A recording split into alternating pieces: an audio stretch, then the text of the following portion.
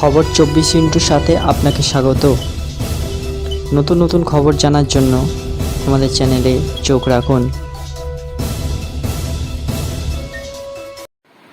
নমস্কার দর্শক বন্ধুরা, স্বাগত আমাদের এই চ্যানেলে। ভোট চলছে, অপ্রীতিকর ঘটনা এড়াতে চলছে নাকা চেকিং ও সেখানেই ভয়ঙ্কর কাণ্ড। নাকা চেকিংয়ে দাঁড় করাতেই পুলিশ কর্মীকে ধাক্কা মেরে উড়িয়ে দিল গাড়ি। পুলিশ কর্মী ছিটকে পড়ে বনেটের ওপর, এই অবস্থাতে টেনে হিঁচড়ে নিয়ে গেল গাড়ি। আহত পুলিশ কর্মীকে উদ্ধার করতে স্কুটি নিয়ে ছুটলেন আরেক পুলিশ কর্মী। এদিকে গাড়ি দাঁড় করানোর কোনো নাম নেই। এত কাণ্ড করার পরেও শাস্তি কি জুটল? শুধুমাত্র চালান কেটে ছেড়ে দেওয়া হলো চালককে।